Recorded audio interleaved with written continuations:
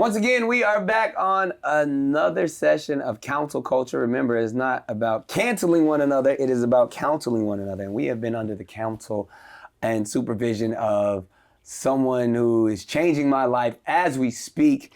This gentleman is a 12-time New York Times bestselling author and probably on the way to 13 right now because his new book is out, Raising Mentally Strong Kids. Also a 19, I always get this one mixed up, 19-time national bestselling author. And again, it's because his books are amazing. The one and only Dr. Amen. Doc, at this point, my audience knows, well, they already knew you before my show because you've been going viral and doing great online. Your social media game is on point. You talk a lot about ADHD. This is one of the spaces where I was introduced to you, and now that I've become one of your patients, you said I am the poster child for ADHD. But we're working, I'm getting a better brain, but it's no longer about me because as a man in his 40s, I am now focused on my children. As we know, I have 12 children as of today. And I care about them. I love them. And I see so many things in it. I see so much potential. I see so many opportunities to be amazing citizens of this thing that we call planet Earth. And I want what's best for them. I'm learning from you as an expert in this space, learning from this brand new book, which is awesome. And then specifically, I'm learning from you as a father. One of the things that you shared with me when diagnosing me with ADHD and brain damage is that you told me that you had one of me. You had a kid that used to bounce off the walls that was ADHD. As a parent, and we'll get into raising mentally strong kids as well, but how was it being a parent of a child with ADHD, and how did you know that your child had that? Stressful. It was very stressful. It was stressful, right? Sound like my mama. She's my third one. I just talked to her today. And hyperactive from before birth. Yeah. In fact, she was so active inside her mother's womb, we thought she was going to be a boy, but she wasn't. And when she's a year old, trying to hold her is like trying to hold a live salmon. Like her older sister, she'd sit in my lap, we'd watch cartoons together. This one's everywhere. Yeah. And take her I got a few of those. to the store. It's, if I was writing a column in the local newspaper where I lived, and people recognize me when I go out, if they didn't, I'd have had her on a little yellow leash because she's always trying to get away. It's like, where are you going? So I used to put her in her stroller and tie her shoes together so she couldn't get out. And this child gave me spiritual problems. We talked about that. I'd take her to church and just screaming in church. She'd be so disruptive. That is my daughter. Her name is Powerful. She asked to go to church every day. Can I go to church? Sure. This time when you go though, you have to sit still, listen. Soon as we get in there, like she's climbing over people, she's screaming, and it's like she wants to go, but she doesn't want to go to the children's church because she beat up all the kids in there too. It's just like, but it's all that she just has so much energy. Well, and I'm like a child psychiatrist. Can you imagine if my child is the worst one in church? It's just stressful. Right. And she was so impulsive that I remember this day, pulled up in the parking lot, I get out of my seatbelt. She's already out of her seatbelt and running across the parking lot. Wow. And I had so many episodes where I saw this child dead. Right. and it's, when you have a child like that, the level of stress in the parents is up. Right. Because you have to watch all the time. Yeah.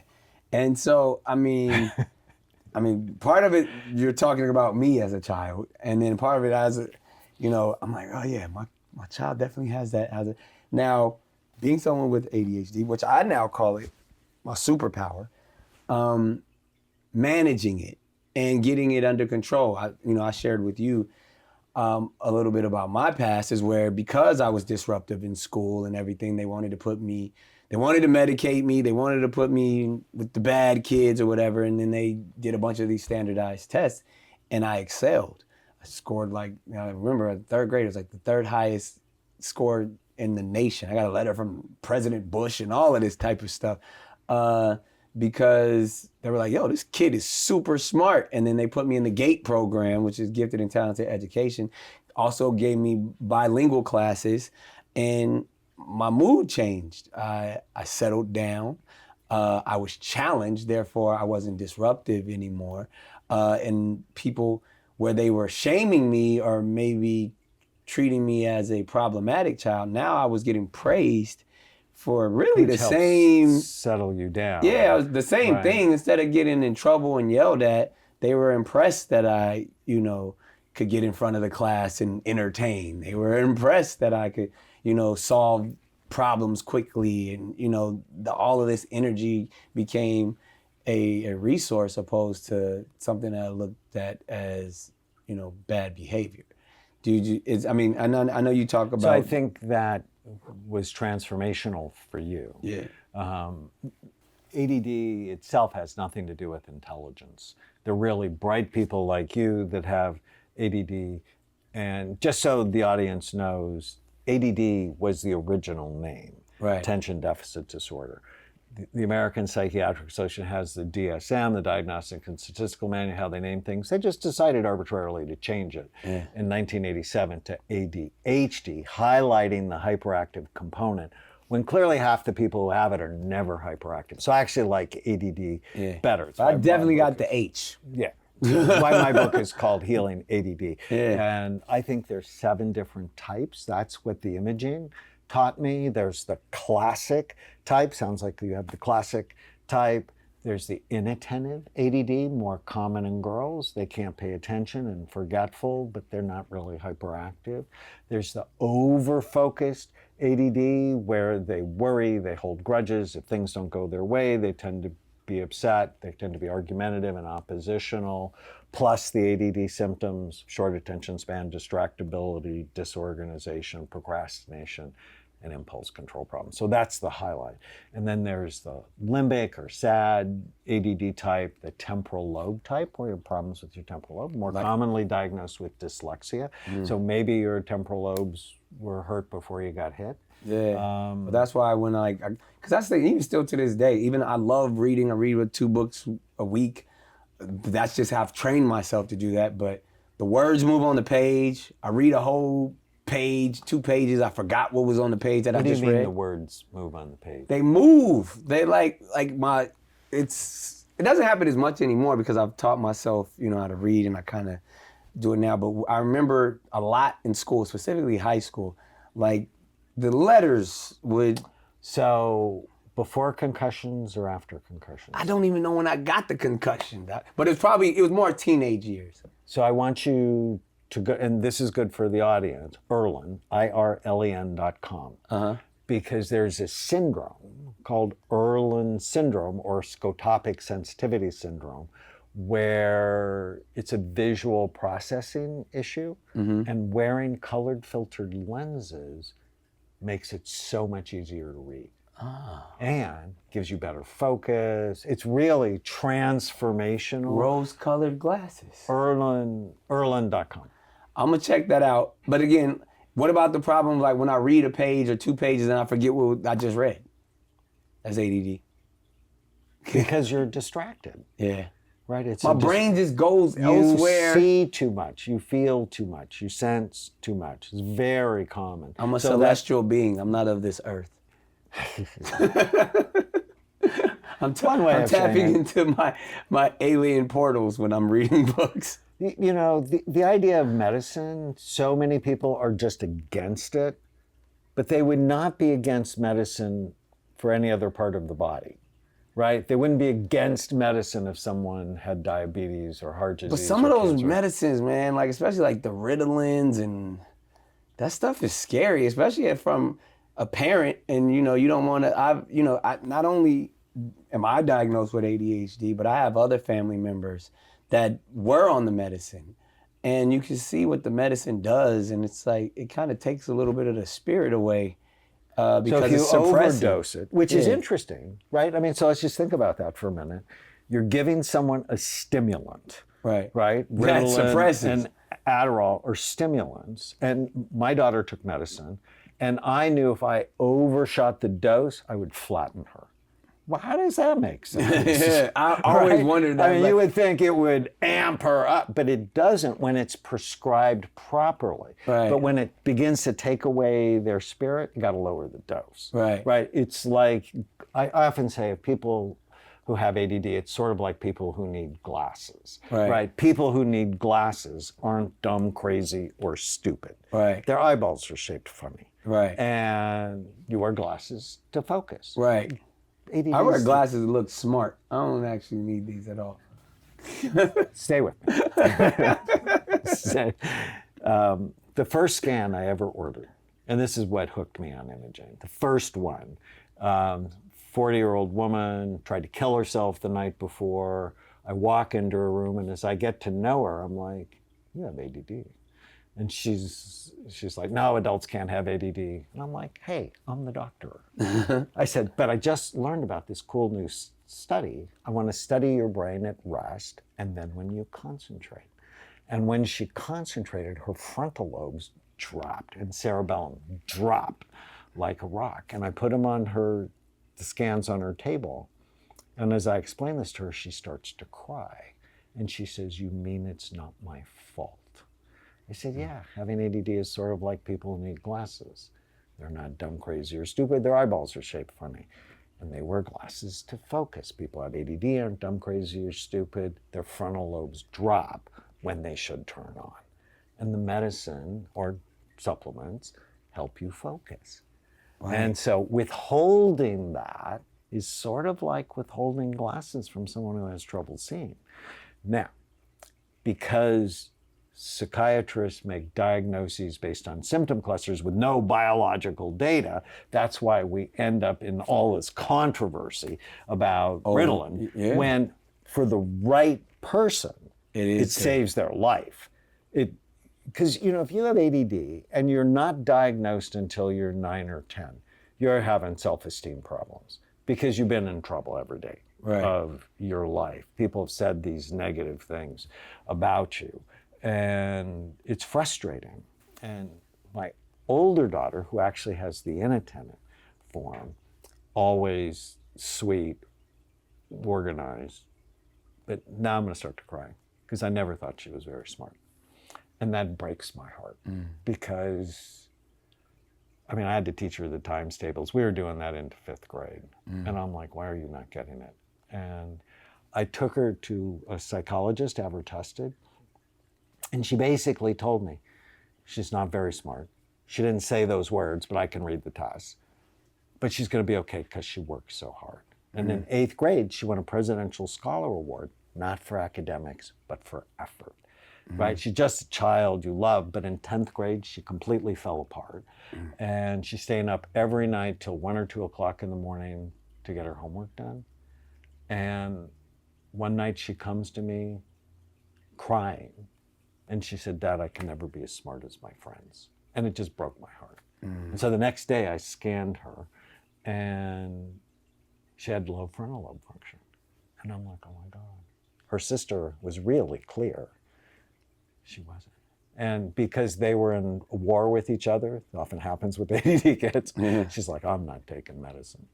But I'm a child psychiatrist. I know how to get my way with children. I'm like, I want to do one more scan on 10 milligrams of Ritalin. What'll it take? So she wanted a phone in her room. So, on the medicine, her brain normalized. And then at the end, she's like, you're going to give me this, right? A week later, she and I went out to dinner. I'm like, so what do you think? She said, oh my God, Dad, it's a religious experience. I'm like, what? She said, before this, I was always lost. I was always praying to God that the teacher wouldn't call on me because I had no idea what was going on. Yeah, I know what she said, an hour class seemed like it was 8 hours long. She said, now the class goes by like in 20 minutes, my hand's up, I know what's going on.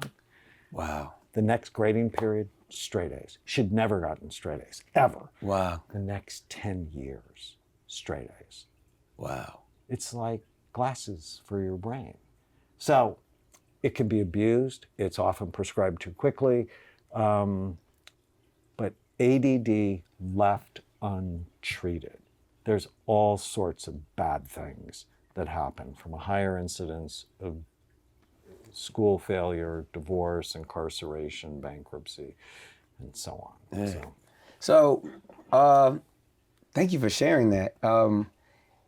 Your own experience as a father and, with your own children, is that what inspired you to write Raising Mentally Strong Kids? Yeah, well, I now have 6. 3 of them are adopted. And as a child psychiatrist, the most effective thing I've ever done is parent training. It's like, Tell me about it. Get the parents to behave, to be clear. And it's actually really simple. Know what you want as a parent. Write it down. What kind of dad do I want to be? And what kind of children do I want to raise? And I want to raise mentally strong kids. Right. And so if I have that as my goal, then I'm going to make different decisions. So rather than they don't bring their sweater to school, I'm like, oh, well, send the maid to school. It's like, no. That's their responsibility. Right. They'll be cold, but it's just a day, and then they'll remember their sweater. Bring their sweater next time. Right? Or I'm married to Tana, and when she and I got together, Chloe was 2. They used to fight over homework, and I'm like, why are you fighting over homework? You've done 2nd grade. Yeah. And I wrote Raising Mentally Strong Kids with Charles Fay. He's the president of the Love and Logic Institute. Parenting with Love and Logic is just the best kick-ass parenting program. So she took that, and then one night at dinner, she's like, Chloe, I've done 2nd grade. I'm never going to ask you to do your homework again. If you don't do it, you'll just have to deal with Mrs. Mink, her teacher. Yeah. And, if you don't go after recess, that's on you. And if you really don't do it, you'll make new friends when you repeat 2nd grade. I was about to say, you'll do 2nd grade again. Chloe had a fit and stormed off, came back 20 minutes later. No one's ever asked her to do her homework. She's a junior at Chapman University. Wow. She gets great grades. She's just a wonderful human. And she knew, if I forget my homework at home, no one's bringing it. Right. Because we oversolve our children's problems. So if you want to raise responsible children, you have to teach them that. Right. Which means I don't rescue you all the time. Oh, but you don't love me. It's like, no, I do love you. When you overdo, it's out of your low self-esteem. And so you feel good by doing. But the problem is you don't teach them how to solve problems. And I talk a lot about that. We talk a lot about it in Raising Mentally Strong Kids. But there's this sort of scaffolding, know what you want, bonding. Yeah. Bonding is so important, because if you're connected with your children, they pick your values. Yeah. If you're not connected with your children, they pick the opposite values. Now, in reading the book, I just want to offer this up, because what I didn't necessarily, I picked it up innately, but then even just in my own experiences, and then even, just witnessing how our society is today, there's many groups, there's many communities that don't get that opportunity from the bonding, whether it's a single parent home, whether, which we know the statistics of that, or whether even, my case of as a child growing up in a disenfranchised community or lower income, there's other challenges that, one, I believe, can shape and mold you. And, as we say, adversity builds character sometimes. But, I was one of those kids, or even knew a lot of those kids, that like going to school meant, I was gonna get an extra meal. it was at times where you felt, removed from home traumas. And then even the pressures of like, oh, because I'm not, we're not necessarily financially secure. We don't have the coolest shoes or the expensive cars. And so there's all these other pressures at, wanting to have these other pressures that almost can make you more mentally strong because you're experiencing the hardships of life at such a younger age that you have no other choice but to be mentally strong. So as I said, you never know how strong you are to being strong is your only option. That I believe specifically in the Black and brown communities in America, that the parenting style is different, but then at the same time, the nature and even the resilience of these young people, and some even, as we've seen through society, go in different directions because, like, obviously I do a lot of work in facilities of incarceration, and it's probably some of the most brilliant and genius individuals that I've met because they were always trying to beat the system and figure out how to do things because they had no other option. There wasn't any food on the table. There wasn't someone telling them they had to go to school. Like, so I say all of that to say where, we sit. So what are the elements that help someone get independence versus incarceration? And I think one of them that I talk about in the book is attachment. Are you attached to a primary caretaker? And it doesn't necessarily have to be a parent. It can be a grandparent. Right. It can be an aunt. An adopted parent. An uncle, like, yeah. I'm of the kids I adopted.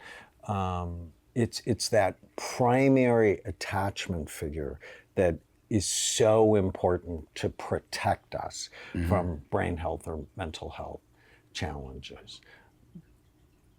But we can't overdo, because I worry if you overdo, you suck out the self-efficacy that you were talking about.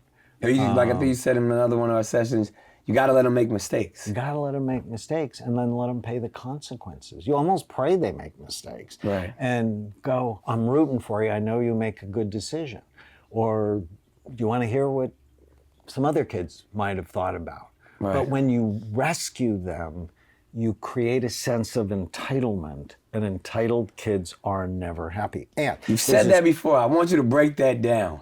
Entitled kids are never happy because they don't have that sense of self, like, I'm going to make my life happen. They're like, oh no, Dad's going to make my life happen. And then their self-esteem really drops because it's not for them. There's a study done at Harvard, and they looked at it, 454 inner city Boston school kids, and they followed them for 70 years, looking at what 70, looking at what goes with health, success, and longevity. The only thing that correlated with self-esteem, whether or not they worked as children. Like, had chores at home, had a paper route, had whatever. So entitlement doesn't have to necessarily do with privilege. Entitlement is more about feeling like someone owes you something. Right. And the more you do, the more they get that sense of they're going to do this for me. Yeah. And they're going to bring my sweater to school. They'll bring my lunch to school. And I'll yell at them if they don't. How do you combat that? Because obviously my kids are privileged. They have access to so much, and I want to spoil them. I want to give them all the things that I've never had. And then even this is probably some of my own guilt to be like, I'm definitely the Disney dad that shows up like, hey, let's go to the mall and Disneyland and hang out, right. Because I don't get to be there. But that's where how do you combat the next generation gets hurt. Right. Right. So my grandparents immigrated and were very poor. And my dad worked really hard. And so that next generation, oh, I want to give you everything I didn't have. My dad wasn't like that. Yeah. But what that does is ruin those kids. Yeah. Because what you want to do is, how are you going to get that? How are you going to work for that? Because then you feel good about it, as opposed to I get everything and then I don't care about it. They always say there's that story is like, my grandfather didn't have, or my great grandfather didn't have a car. My grandfather had a regular car. I had a Mercedes. My kid has a Ferrari. Their kid is not gonna have a car. Right. You know what I mean? Because, exactly that. yeah. And if the goal is mentally strong kids, so one, I have to model that. I have to, and there's a whole section in the book on killing the ants. The automatic negative thoughts. We live in a society of undisciplined thinkers. And I'm like, you don't have to believe every stupid thing you think, right? Thoughts come from all sorts of places. They come from our ancestors. They come from the news we watch, the music we listen to. Whenever you're sad, mad, nervous, or out of control, write down what you're thinking. And then just ask yourself, is that true? And I have a little children's book I wrote called Captain Snout and the Superpower Questions, which are, is it true? Is it absolutely true? And if you can learn to question your thoughts and just not believe everything your brain generates, Right. you'd be so much happier. Right. And mentally stronger. This hits home with me, obviously, because, with all of my children, I want the best for them. And it's, I even feel like, because people often tell me, it's like, oh, there's no way that you can be present for that many children and as busy as you are. So I do like to spend as much focus with them, and if whatever they're into, whether it's sports, whether it's the arts, whether it's spending, time with them on, their favorite show or what, I really try to connect with them. And I don't know if it's... So one of the exercises in the book, my favorite exercise, is special time. And I don't know how you're going to do it with 12. 20 minutes a day, do something with them they want to do. And during that time, no commands, no questions, no directions. It's bonding time. But 12, it's like at least 20 minutes a week, just you and them alone. Yeah. It's like, this is your time. And don't cheat them. Somebody give me a calculator. It's like 20 minutes. One-on-one. Make it theirs. Yeah. And even if it's FaceTime, it's like, I just want to hear about your week. Yeah. And during that time, people have ADD, they talk too much. I know. And too many parents talk too much. At least I made a career out of it. You want to learn active listening. Have you heard of active listening? I have. I'm working on it. It's not going so well, but it's like when they say something, repeat it back, and don't download your brilliance. It's listen for the feelings behind what they're saying. And what I find when I do that, conversations just go in a better direction, and they're going to spill their guts to you. And you want them talking to you about their problems, not their 10-year-old friend who's helping them solve something scary for them.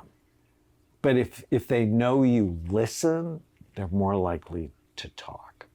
So time and listening is absolutely crucial. And then you have a bond. And it's the attachment that creates strong brains and mental strength. Well, I've learned, which means you have to take care of yourself. Yeah. I've learned so much today. I'm literally here on your couch. And hopefully, obviously, this isn't our last session, but I mean, the book is amazing. It's out now, Raising Mentally Strong Kids. I believe everybody's gonna go get it, but if there's one central message in this new book that you want everybody to get and understand, what would it be? Mentally strong parents model. And that's what creates mentally strong kids. And that's why I gotta get my brain together. That's why I need a better brain. So my kids can have the best brain. I love it, Doc.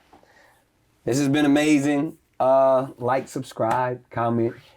Woo, this has been, I feel like you hit me from all different directions. You told me about myself, you told me about my kids. This was truly helpful.